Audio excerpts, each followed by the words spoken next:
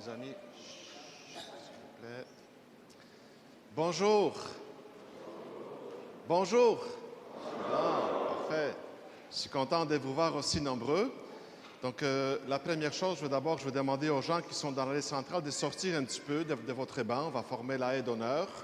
Juste un petit peu, on reste à côté, à coller de la personne qui va prendre vos places. N'ayez pas peur. Okay. Ça me tentait beaucoup aujourd'hui de commencer à l'extérieur. Êtes-vous d'accord? Non? Encore une fois, on a divisé. Voilà. Voilà. Chers amis, aujourd'hui, avec le dimanche des Rameaux de la Passion, nous commençons la Semaine Sainte. Oui, la Semaine Sainte qui commence. On s'y préparait depuis, dès le début du carême. On a pris une quarantaine de jours. Ça a été toute une préparation. On a suivi Jésus au désert, sur la montagne de la Transfiguration. Jésus nous a raconté différentes paraboles, a fait le ménage dans les temples, nous a raconté l'histoire de la croix glorieuse du grec qui est tombé en terre. Maintenant, Jésus va connaître un moment de gloire. Avant d'entrer dans sa passion, il sera proclamé par la foule. Il sera proclamé roi par cette foule. Mais quelques heures après, on va les crucifier, on va les condamner à mort. Nous allons maintenant écouter cette histoire en écoutant l'évangile de Saint Marc. Le Seigneur soit avec vous. Évangile de Jésus-Christ selon Saint Marc.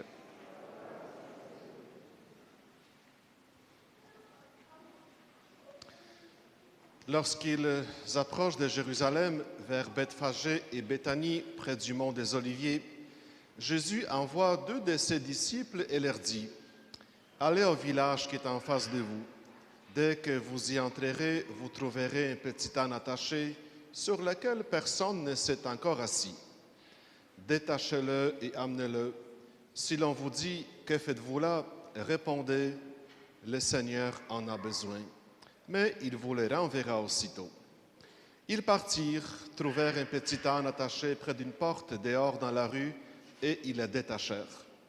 Des gens qui se trouvaient là leur demandaient, « Qu'avez-vous à détacher cet âne ?» Ils répondirent ce que Jésus leur avait dit, et on le laissa faire. Ils amenèrent le petit âne à Jésus, le couvrirent de leur manteau, et Jésus s'assit dessus. Alors beaucoup de gens étendirent leurs manteaux sur le chemin, d'autres des feuillages coupés dans les champs. Ceux qui marchaient devant et ceux qui suivaient criaient « Hosanna ! Béni soit celui qui vient au nom du Seigneur. Béni soit le règne qui vient, celui de David, notre Père. Hosanna au plus haut des cieux. » Acclamons la parole de Dieu.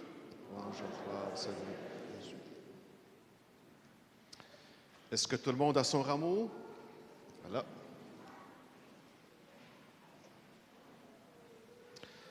Demandons maintenant à Dieu de nous faire vivre en vérité cette semaine sainte. Demandons-lui d'affermir notre foi et que sa bénédiction descende sur nous. Nous tenons en main des rameaux fraîchement coupés. Ils sont les signes du printemps nouveau. Est-ce qu'il est arrivé le printemps? On le cherche encore, hein? Le signe du printemps nouveau qui va se lever sur le monde. Bénis le Seigneur et bénis la demeure dans laquelle nous les rapporterons. Ça, c'est ma partie préférée, ça. Ah, c'est ça.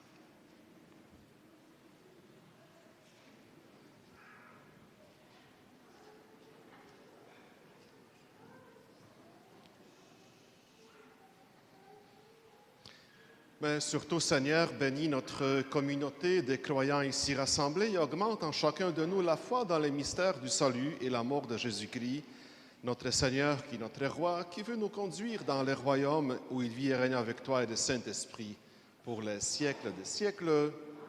Nous allons maintenant entrer en procession, surtout en accueillant les jeunes aujourd'hui qui vont nous aider à suivre le récit de la Passion.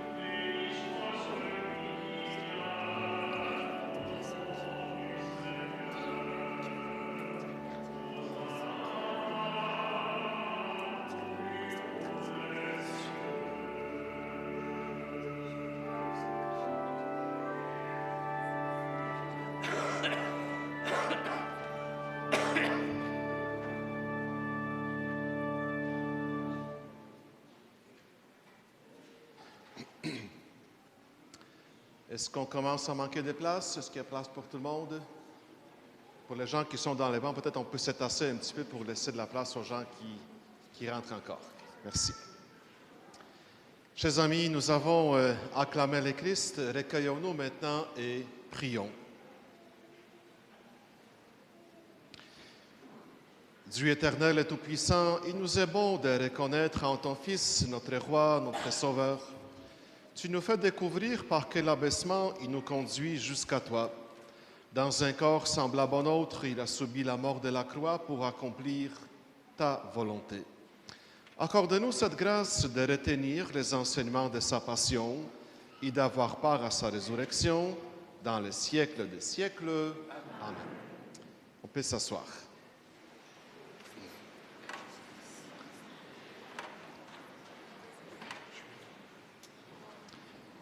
Donc, profitez au maximum pendant qu'on reste assis un peu, parce qu'aujourd'hui, on va rester longtemps debout assez longtemps. Avant d'écouter le récit de la Passion, on va d'abord écouter Isaïe qui nous prépare justement à mieux comprendre le récit. On se demandait où Jésus a-t-il trouvé les orientations pour sa mission jusque dans sa Passion. Et on s'est dit, sûrement dans la mission du serviteur souffrant de Dieu, que Isaïe, justement, a écrit. Cette vision a pu le guider et lui offrir un modèle de confiance, un modèle d'abandon à Dieu. Vous allez voir, ce passage, c'est une véritable charte de la non-violence. Le serviteur refuse de rendre les coups, il ne se dérobe pas, mais quelle confiance il lui faut pour tenir. Pierre.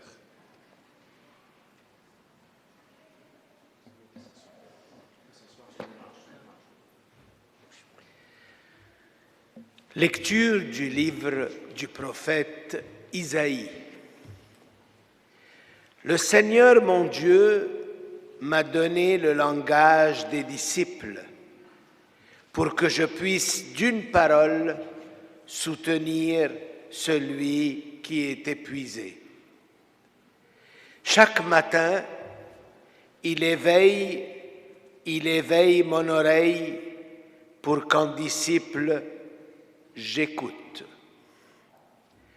Le Seigneur mon Dieu m'a ouvert l'oreille et moi, je ne me suis pas révolté, je ne me suis pas dérobé.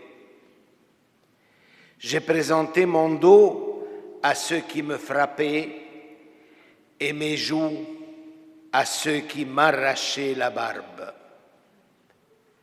Je n'ai pas caché ma face devant les outrages et les crachats. Le Seigneur, mon Dieu, vient à mon secours. C'est pourquoi je ne suis pas atteint par les outrages. C'est pourquoi j'ai rendu ma face dure comme pierre. Je sais que je ne serai pas confondu. Parole du Seigneur.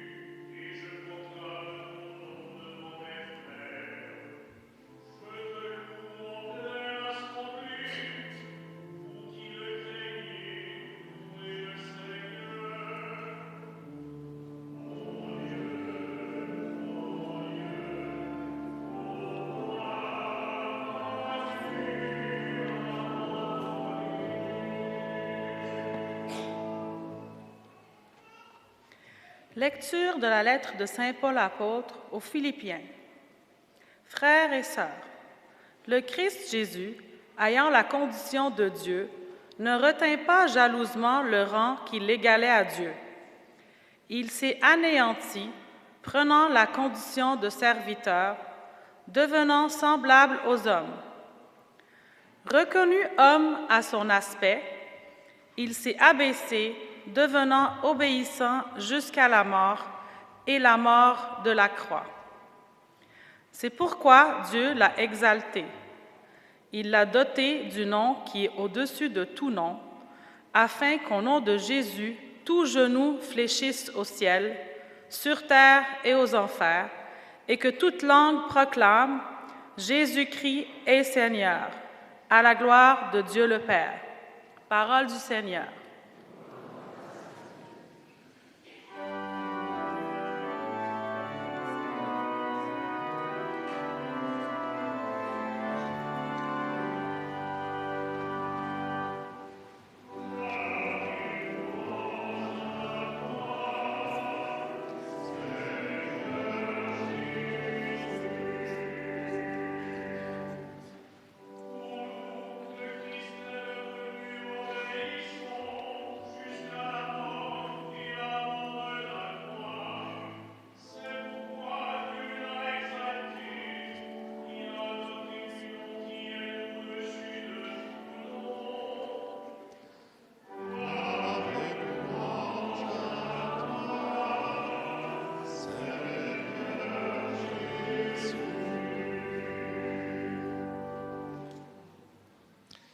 Cette année, nous écoutons le récit de la Passion selon Saint Marc.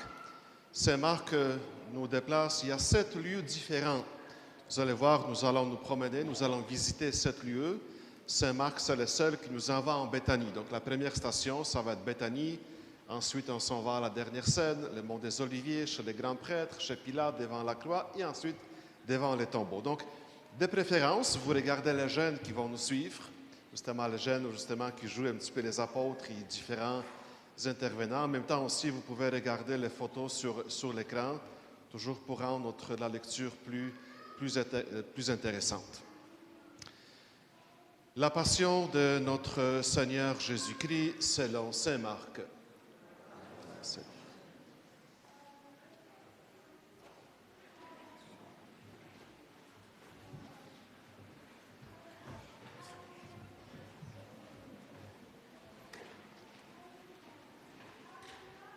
Sans fil, petit apporter comme ça.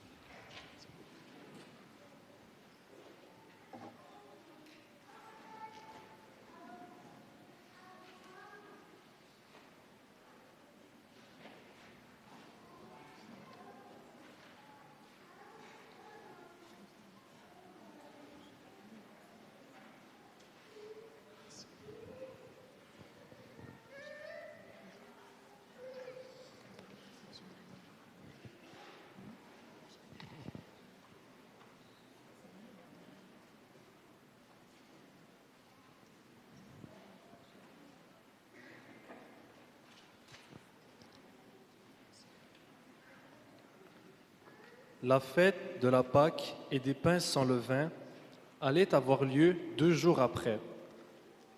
Les grands prêtres et les scribes cherchaient comment arrêter Jésus par ruse, pour le faire mourir. Car ils se disaient, pas en pleine fête, pour éviter des troubles dans le peuple. Jésus se trouvait à Béthanie, dans la maison de Simon le lépreux. Pendant qu'il était à table, une femme entra avec un flacon d'albâtre contenant un parfum très pur et de grande valeur. Brisant le flacon, elle lui versa le parfum sur la tête. Or, de leur côté, quelques-uns s'indignaient. À quoi bon gaspiller ce parfum? On aurait pu, en effet, le vendre pour plus de 300 pièces d'argent, que l'on aurait donné aux pauvres. Et ils la rudoyaient. Mais Jésus leur dit, « Laissez-la, pourquoi la tourmenter? Il est beau le geste qu'elle a fait envers moi. Des pauvres, vous en aurez toujours avec vous, et quand vous voulez, vous pouvez leur faire du bien. Mais moi, vous ne m'avez pas pour toujours. Ce qu'elle pouvait faire, elle l'a fait. D'avance, elle a parfumé mon corps pour mon ensevelissement. Amen, je vous le dis, partout où l'Évangile sera proclamé dans le monde entier, on racontera en souvenir d'elle ce qu'elle vient de faire.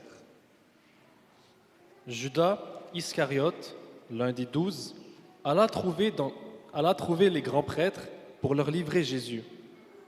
À cette nouvelle, ils se réjouirent et promit de lui donner de l'argent. Et Judas cherchait comment le livrer au moment favorable. Le premier jour de la fête des pains sans levain, où l'on immolait l'agneau pascal, les disciples de Jésus lui disent « Où veux-tu que nous allions faire les préparatifs pour que tu manges la Pâque ?» Il envoie 2 de ses disciples en leur disant « Allez à la ville, un homme portant une cruche d'eau viendra à votre rencontre. Suivez-le, et là où il entrera, dites au propriétaire, « Le maître te fait dire, où est la salle où je pourrais manger la Pâque avec mes disciples ?» Il vous indiquera à l'étage une grande pièce aménagée et prête pour un repas. Faites-y pour nous les préparatifs. Les disciples partirent, allèrent à la ville. Ils trouvèrent tout comme Jésus leur avait dit, et ils préparèrent la Pâque.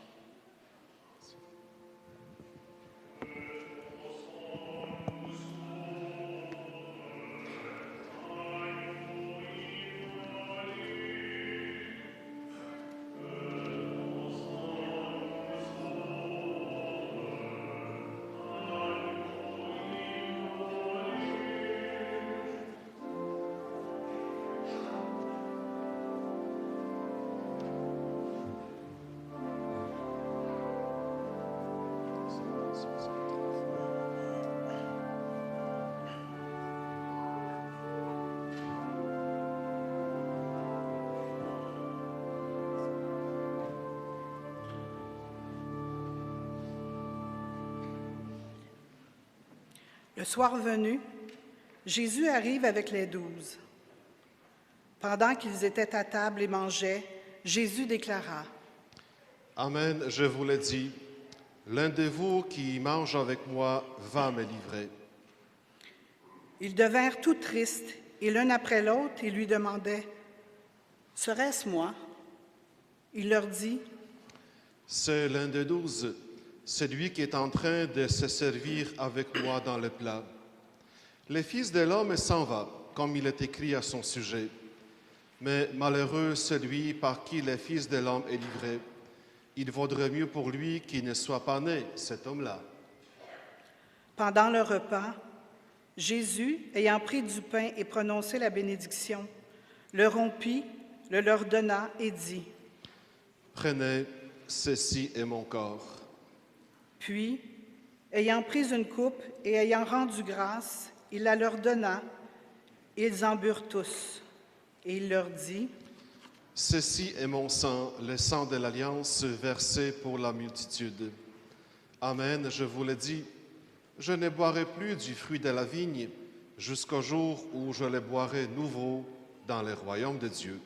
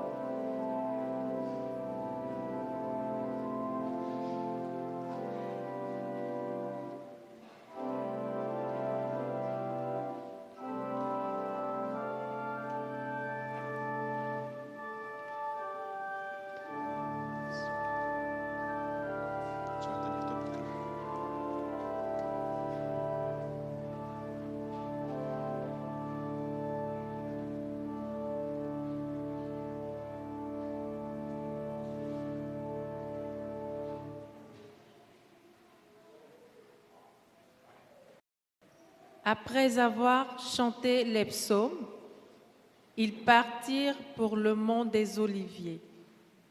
Jésus leur dit: Vous allez tous être exposés à tomber, car il est écrit, je frapperai les bergers et les brebis seront dispersées.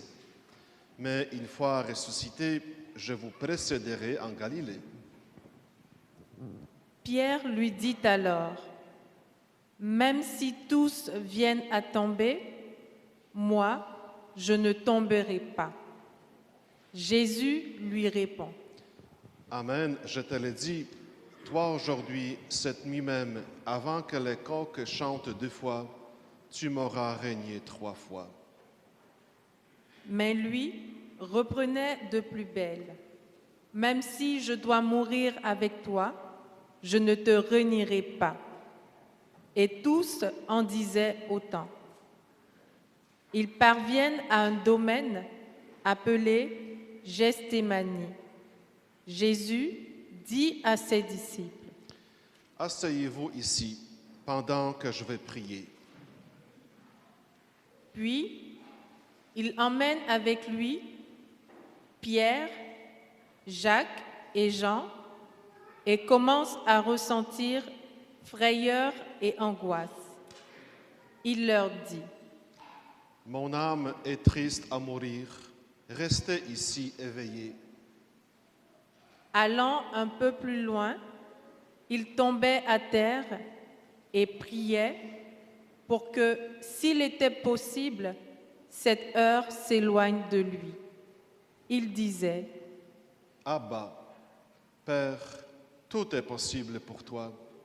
Éloigne de moi cette coupe, cependant, non pas ce que moi je veux, mais ce que toi tu veux. Puis, il revient et trouve les disciples endormis. Il dit à Pierre: Simon, tu dors, tu n'as pas eu la force de veiller seulement 1 heure. Veillez et priez pour ne pas entrer en tentation. L'esprit est ardent, mais la chair est faible. De nouveau, il s'éloigna et pria, en répétant les mêmes paroles. Et de nouveau, il vint près des disciples qu'il trouva endormis, car leurs yeux étaient alourdis de sommeil. Et eux ne savaient que lui répondre. Une 3e fois, il revient et leur dit: Désormais, vous pouvez dormir et vous reposer. C'est fait, l'heure est venue. Voici que le Fils de l'homme est livré aux mains des pécheurs. Levez-vous, allons. Voici qu'il est proche, celui qui me livre. Jésus parlait encore quand Judas, l'un des 12, arriva, et avec lui une foule armée d'épées et de bâtons, envoyée par les grands prêtres, les scribes et les anciens. Or, celui qui le livrait leur avait donné un signe convenu. Celui que j'embrasserai, c'est lui. Arrêtez-le et emmenez-le sous bonne garde. À peine arrivé, Judas, s'approchant de Jésus, lui dit: Rabbi, et il l'embrassa. Les autres mirent la main sur lui et l'arrêtèrent. Or, un de ceux qui étaient là tira son épée, frappa le serviteur du grand prêtre et lui trancha l'oreille. Alors, Jésus leur déclara: Suis-je donc un bandit pour que vous soyez venus vous saisir de moi avec des épées et des bâtons? Chaque jour, j'étais auprès de vous dans le temple, en train d'enseigner, et vous ne m'avez pas arrêté. Mais c'est pour que les Écritures s'accomplissent. Les disciples l'abandonnèrent et s'enfuirent tous. Or, un jeune homme suivait Jésus. Il n'avait pour tout vêtement qu'un drap. On essaya de l'arrêter, Mais lui, lâchant le drap, s'enfuit tout nu.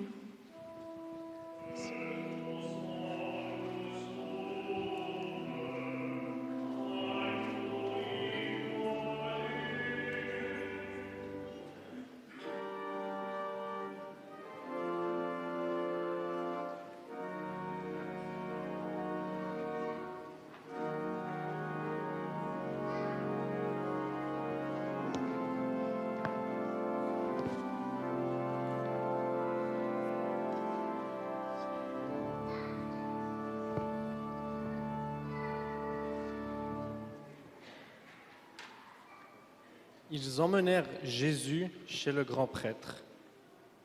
Ils se rassemblèrent tous, les grands prêtres, les anciens et les scribes.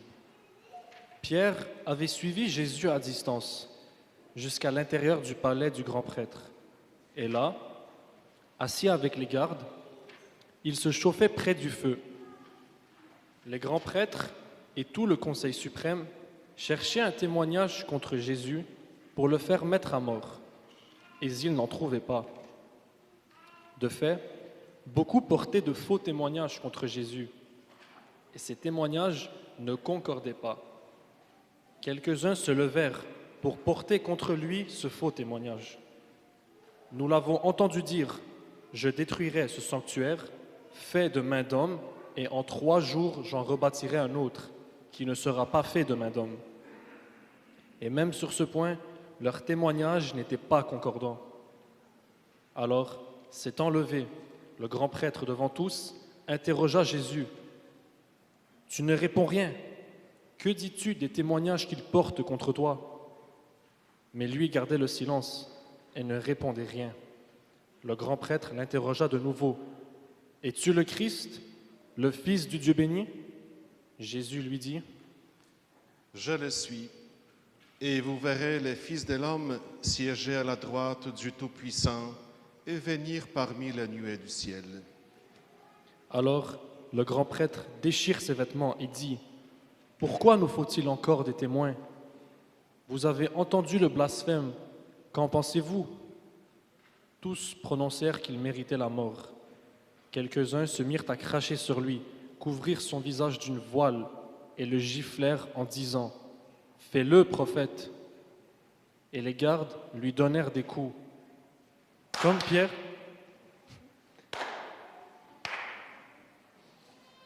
Pierre était en bas dans la cour, arrive une des jeunes servantes du grand prêtre. Elle voit Pierre qui se chauffe, le dévisage, et lui dit, « Toi aussi, tu étais avec Jésus de Nazareth. » Pierre le nia. « Je ne sais pas, je ne comprends pas de quoi tu parles. » Puis il sortit dans le vestibule au dehors. Alors un coq chanta.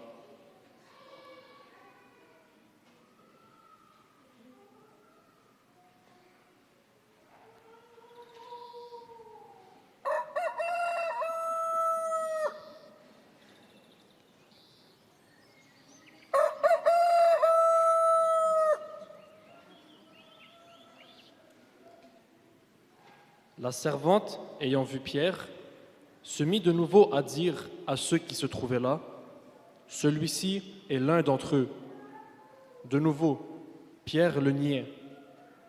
Peu après, ceux qui se trouvaient là lui disaient à leur tour, « Sûrement tu es l'un d'entre eux. D'ailleurs, tu es galiléen. » Alors il se mit à protester violemment et à jurer, « Je ne connais pas cet homme dont vous parlez. » Et aussitôt, pour la seconde fois, un coq chanta. Alors Pierre se rappela cette parole que Jésus lui avait dite, « Avant que le coq chante 2 fois, tu m'auras renié 3 fois. » Et il fondit en larmes.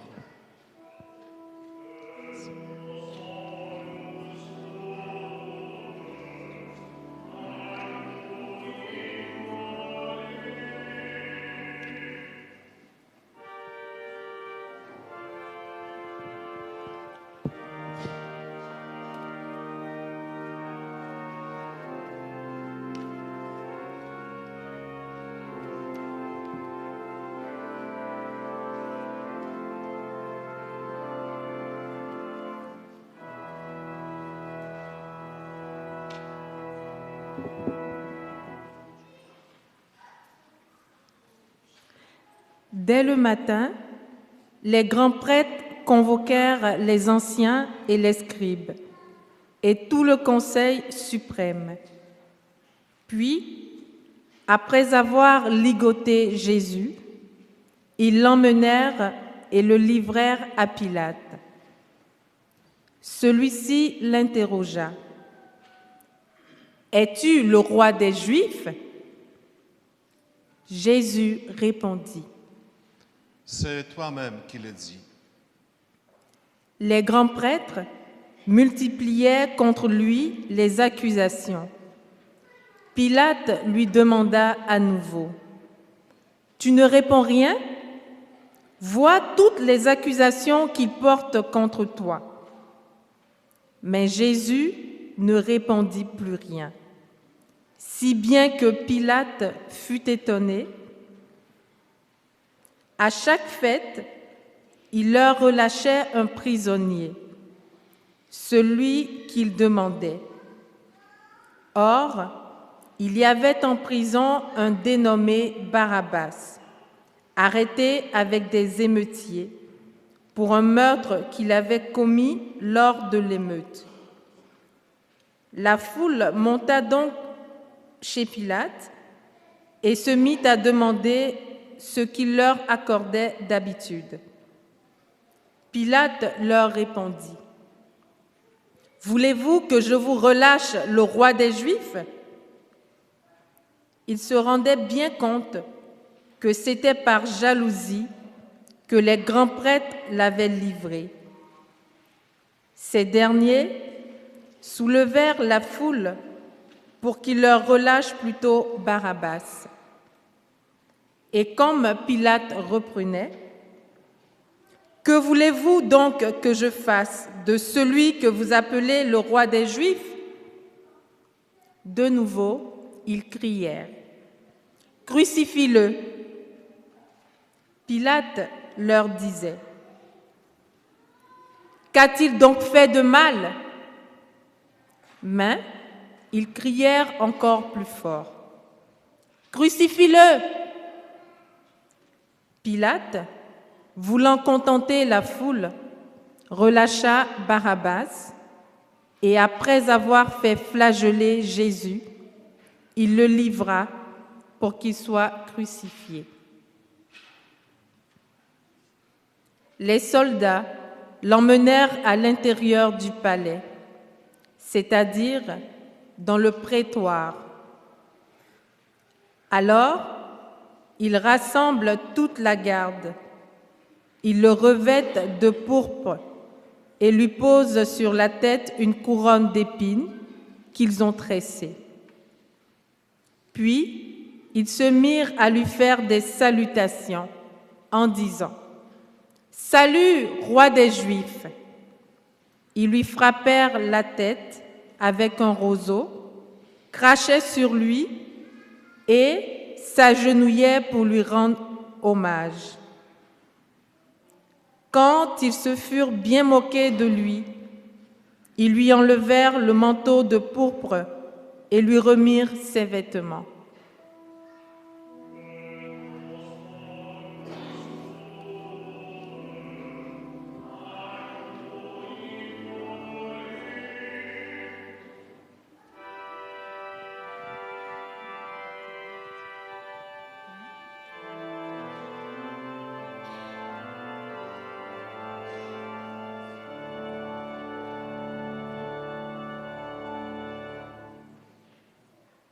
Puis, de là, il l'amène pour le crucifier et il réquisitionne pour porter sa croix un passant, Simon de Cyrène, le père d'Alexandre et de Rufus, qui revenait des champs. Ils amènent Jésus au lieu dit Golgotha, ce qui se traduit lieu du crâne ou calvaire. Ils lui donnaient du vin rosé aromatisé de myrrhe, mais il n'en prit pas. Alors, il le crucifie, puis se partage ses vêtements en tirant au sort pour savoir la part de chacun. C'était la 3e heure, c'est-à-dire 9 heures du matin, lorsqu'on le crucifia. L'inscription indiquant le motif de sa condamnation portait ces mots: « Le roi des Juifs ». Avec lui, il crucifie 2 bandits, l'un à sa droite, l'autre à sa gauche. Les passants l'injuriaient en hochant la tête. Ils disaient: « Et toi qui détruis le sanctuaire et le rebâtis en 3 jours, sauve-toi toi-même, descends de la croix. » De même, les grands prêtres se moquaient de lui avec les scribes en disant entre eux: « Il en a sauvé d'autres, il ne peut pas se sauver lui-même. Qu'il descende maintenant de la croix, le Christ, le roi d'Israël. Alors nous verrons et nous croirons. » Même ceux qui étaient crucifiés avec lui l'insultaient. Quand arriva la 6e heure, c'est-à-dire midi, l'obscurité se fit sur toute la terre jusqu'à la 9e heure. Et à la 9e heure, Jésus cria d'une voix forte: « Eloi, Eloi, lema sabachthani » ce qui se traduit: « Mon Dieu, pourquoi m'as-tu abandonné » L'ayant entendu, quelques-uns de ceux qui étaient là disaient: « Voilà qu'il appelle le prophète Élie. » L'un d'eux courut tremper une éponge dans une boisson vinaigrée. Il la mit au bout d'un roseau et lui donnait à boire en disant: « Attendez, nous verrons bien si Élie vient le descendre de là. » Mais Jésus, poussant un grand cri, expira. On va se mettre à genoux.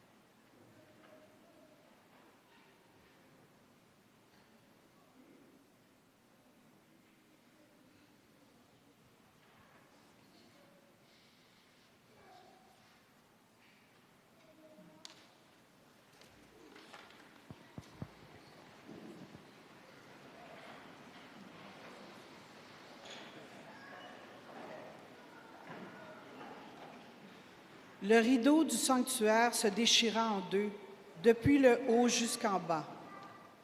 Le centurion qui était là, en face de Jésus, voyant comment il avait expiré, déclara: « Vraiment, cet homme était fils de Dieu. »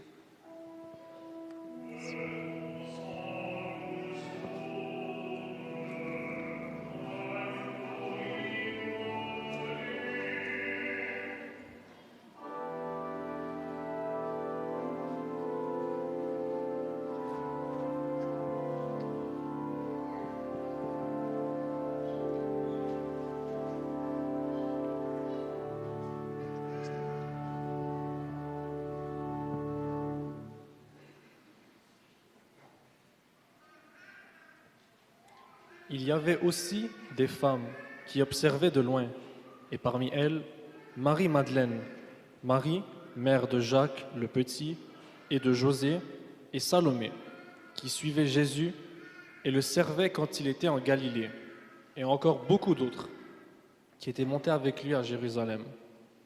Déjà, il se faisait tard.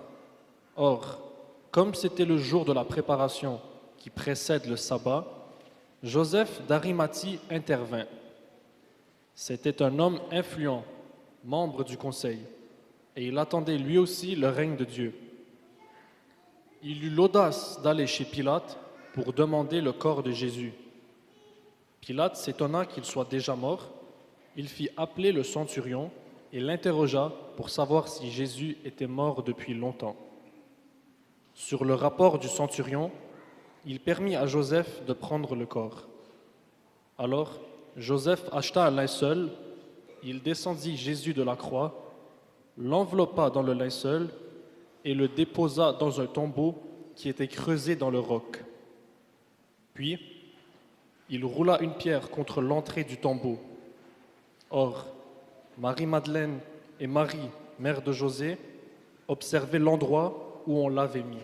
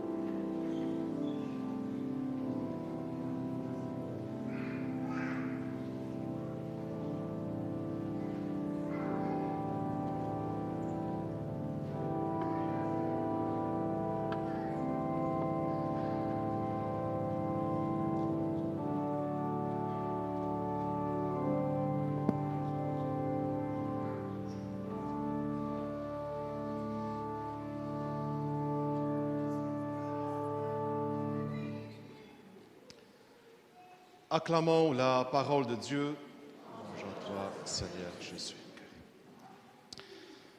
Chers amis, vous savez, c'est par la foi que nous avons gardé mémoire de la passion du Christ. Nous allons maintenant proclamer cette foi. Après 3 questions que je vais vous poser, vous répondrez « Oui, Seigneur, nous croyons, fais grandir en nous la foi. » Croyez-vous en Dieu le Père de Jésus et le nôtre, qui a mis sa gloire dans le salut du monde?